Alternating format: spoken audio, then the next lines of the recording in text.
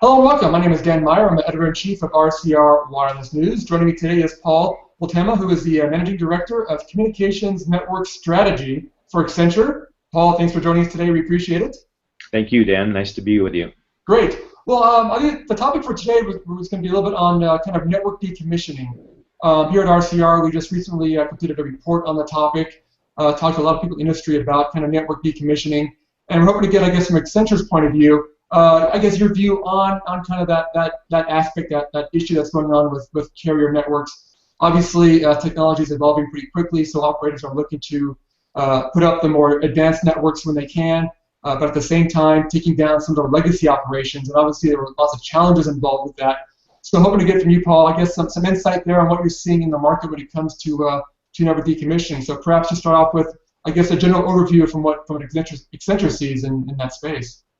Sure. So at Accenture, we've done some in-depth proprietary research over the last few years looking at really the end-to-end communications industry and where both profitability and return on invested capital has come from. And if you look broadly at the communications industry, up at the front in terms of some of the content providers and aggregation platforms have really been outperforming in terms of their EBITDA returns, and particularly their return on invested capital.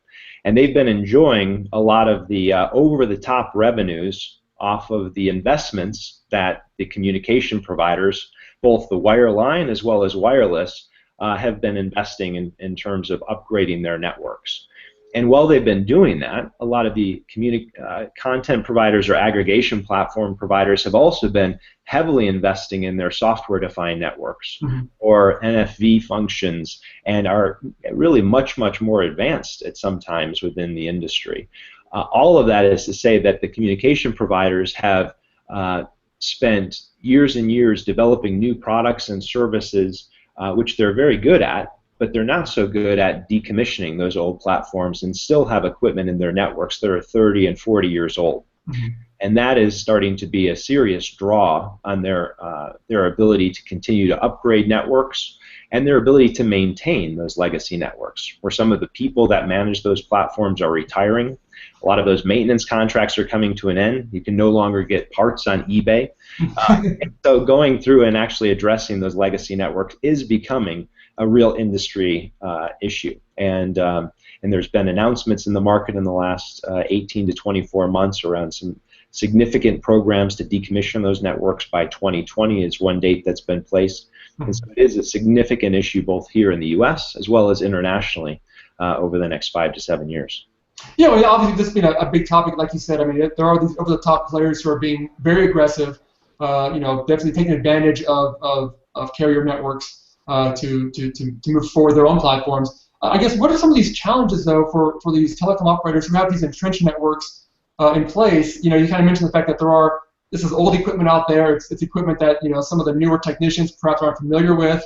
So it's becoming a bit of a challenge. Is it a simple process, or how are they having to go through to replace this? I mean, obviously it seems like there's lots of steps involved in doing this. What are, I guess, some of these challenges, and how are they able to tackle these challenges?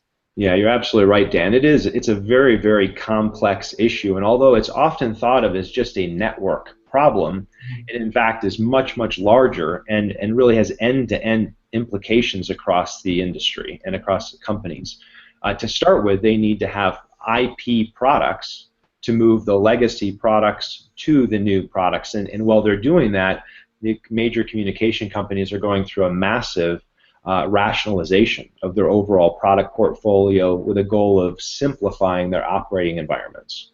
Number two, they have millions, literally millions of customers, both on the consumer side as well as on the enterprise side, where they need to migrate customers from those legacy products to. And that means touching all of those customers. And in a communications environment, that's the most precarious position, is actually touching those customers and networks.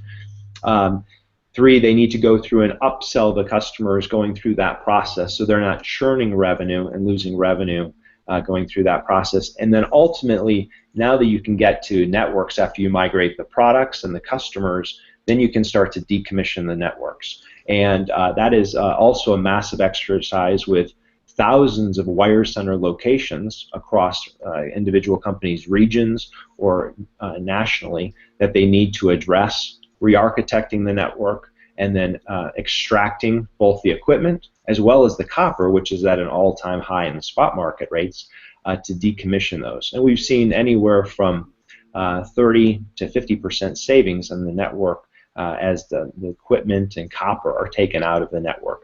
And then ultimately you get to IT systems, which you can then address as a result of that product rationalization, customer migrations, and network simplification at the end of the day. So it is very, very intrusive on companies to go through that process. Yeah, definitely. Well, I know in the report we touched on a little bit kind of the issue of having to go to the enterprise customers, which are often seen as pretty high value customers, very loyal customers. And like you said, if you have to go and touch these customers at those touch points, like you said, it is a challenge, and it can bring up potential churn opportunities, or whenever a company has to change or make a decision to change something, it opens up that chance for them to perhaps go to somewhere else or look around see what else is available. So it does seem like that's a pretty risky move for telecom operators to have to go through.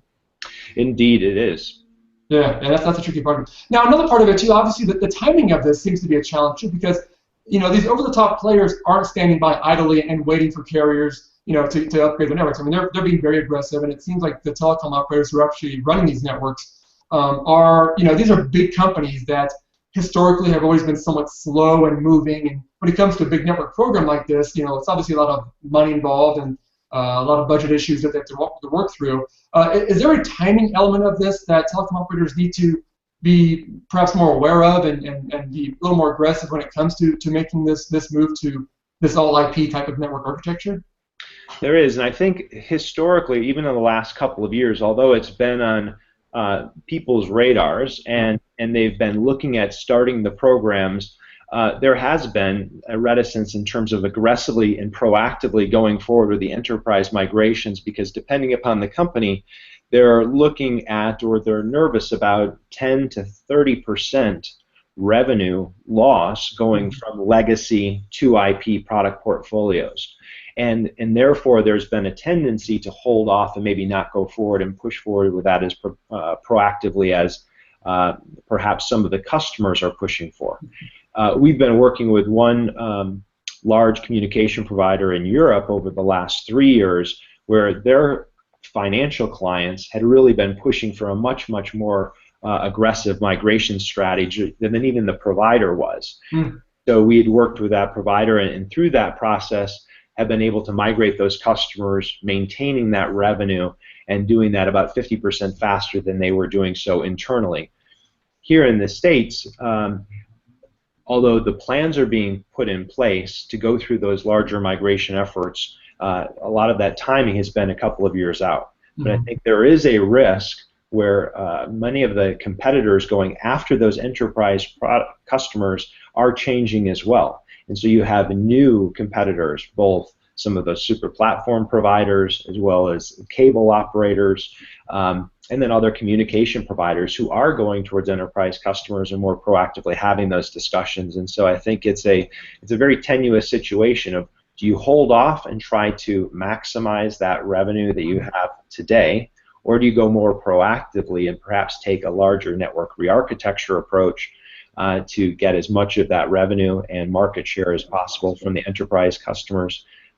It's a difficult optimization exercise towards the timing of that on the enterprise side, as well as the products, and then the susceptibility that you have on the network side with maintenance and chronic failures and things like that.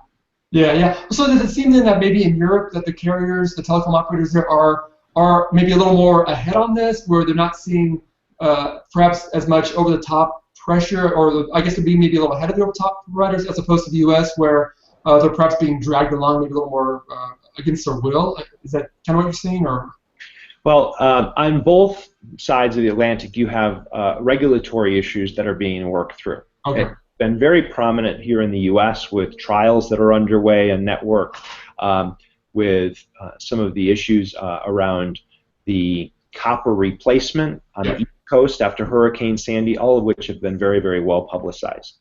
In Europe, they're going through those same type of evaluations on the regulatory environment, as well as within individual countries, as well as having the more pan-European discussions around net neutrality. The issue that's happening in Europe is that you have 28 countries and you have over 100 operators, and so the financial pressures in Europe around profitability, I think, are much, much more acute than they are here in the US. And you have providers in Europe such as Telenor in Norway, who've been talking about this migration for quite some time and have backed off of it a little bit recently, or Telecom Italia, that was looking at literally spinning off their entire wireline network recently and carving that out, or BT, who's gone through this functional separation on their wireline network. And you have a lot of instances in Asia where that's occurred as well, Telecom New Zealand, NBN in Australia. And so I think it's been more as a result of the financial pressures that they are experiencing within their market that's caused them to contemplate a bit more radical approaches towards significantly reducing network expense. Network sharing is a good example that's been much, much more prevalent in Europe and Asia than it has been in the US. And I think this is another example there. Yeah, that's a good point. You're right. The regulatory environment is definitely an issue that impacts all these decision-making processes. I mean, it's always an issue, and in Europe, the European Union tries to bring this stuff together, but you're right, that's still a bit of a challenge there with making sure the regulatory environment is along for, is supporting a lot of these moves too. So that's a big part of it as well. Well, I guess you kind of touched a bit about the fact that there's the kind of this copper replacement going on as well, where there's equipment already in the ground or in these sites that need to be replaced. And one thing we touched on a bit was kind of the recycling efforts or refurbishment efforts or resale efforts when it comes to some of these. Obviously with copper, that's a valuable commodity which can be pretty much sold on the market there. But there's other parts that need to be kind of taken down as well. I guess how is that part of it being tackled in this kind of decommissioning environment? I mean, is there a lot of focus being put on extracting as much value out of the old equipment to help pay for this new equipment, or how's that focus being I guess directed when it comes to taking down these legacy networks?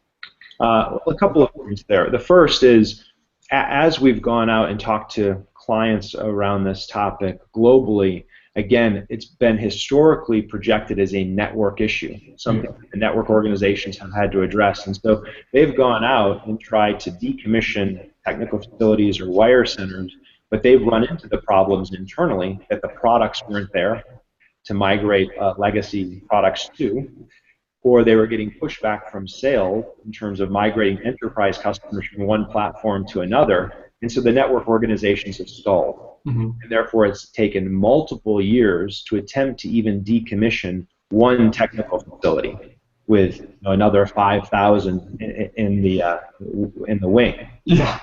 And so that's been one issue on the network side.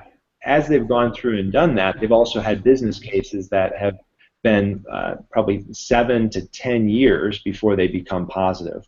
We worked with several different carriers putting together revised business cases, looking much more holistically at what that planning looks like, incorporating products and customers and many more components financially around decommissioning networks, and got that to be positive literally within 3 years. Oh, wow.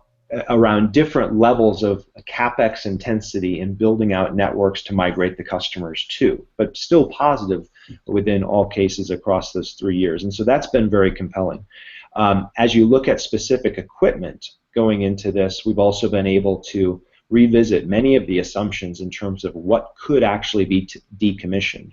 And working with some outside vendors that many communication companies work with today in value-based deals around extracting either the equipment or the copper, been able to actually walk lines and recoup much, much more copper than they thought was initially off limits because it was double lashed or buried, and been able to extract much, much more value there. So I think we're seeing as a result of some of those cost pressures, the need to revisit many of the assumptions that historical providers have been looking at as they've evaluated this issue.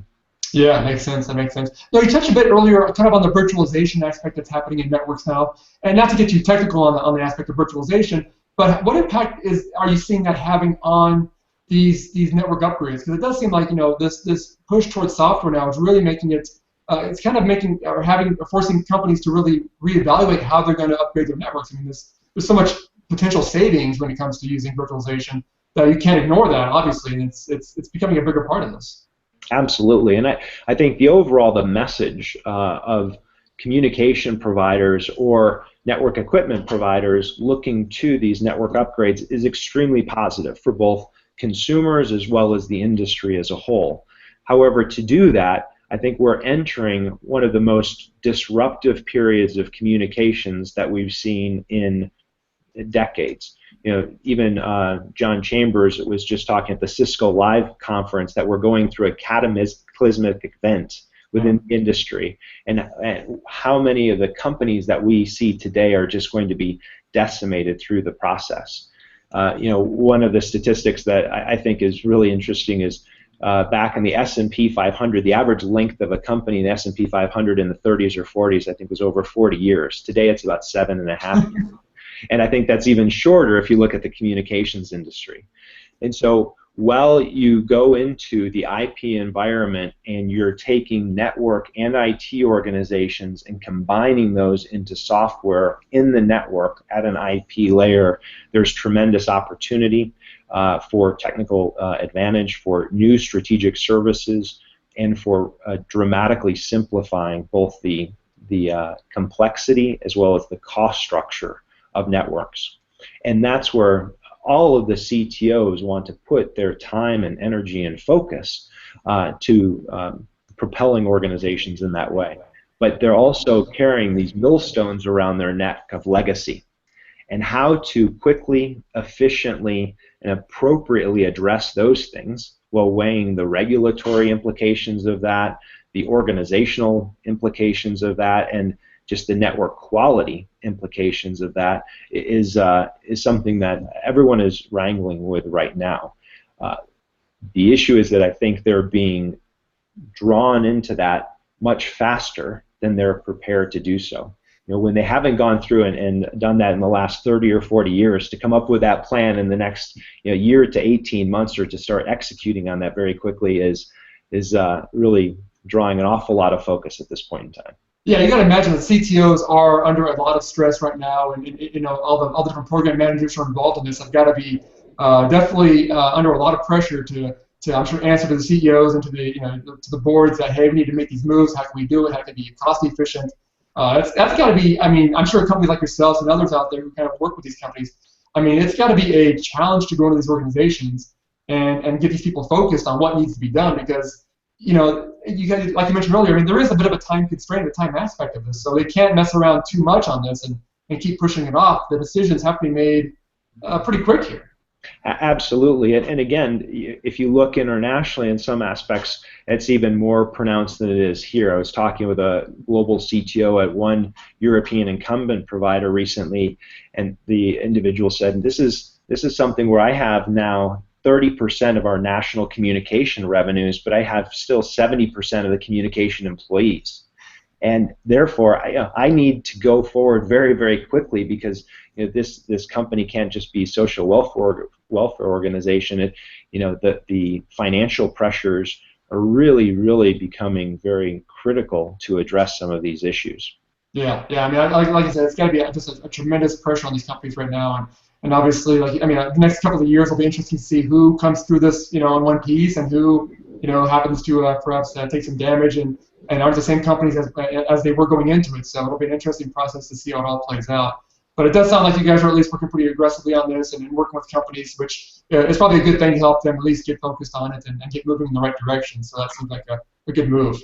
Yeah, I think that's one area where we do differ from a lot of the approach from a lot of the network equipment providers out there, or some of the other SIs we've seen, where we're taking a much larger view around the products, the customers, the network, and IT, and looking at this as really a transformational opportunity for these communication providers. And I think that view is getting widely recognized as being the appropriate, really the only way that this is going to be addressed successfully, looking at it more holistically. And that's having one C-level person in charge and responsible and governing this on an end-to-end basis, rather than being the traditional network issue that we've seen in the industry. Yeah, and it does seem like too. I mean, I know we talked to some companies about this, some of the equipment vendors, and they're definitely open when it comes to this type of migration to working with partners more than perhaps doing it all on their own. I mean, a lot of these companies perhaps don't have the people in place to do a lot of these, to handle a lot of legacy equipment, for instance. And so it does seem like whether it's the telecom operators or the equipment vendors, they are pretty open to working with partners on this to kind of bring this along, because it is a it is a kind of not necessarily a new phenomenon, but it's something it's kind of getting pressured a lot more, and more nowadays than it was perhaps in the past.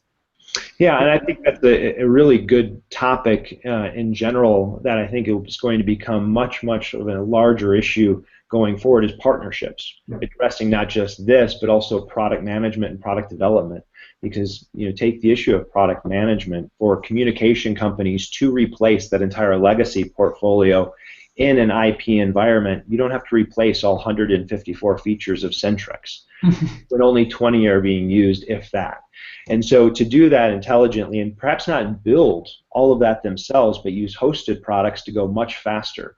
And even the environments between SIs and NEPs working together, I think that issue around partnership and how communication service providers work with a variety of partners much more effectively to bring together these products and solutions is going to be an enormous issue in the industry going forward that I think is going to have a material impact on organizational success.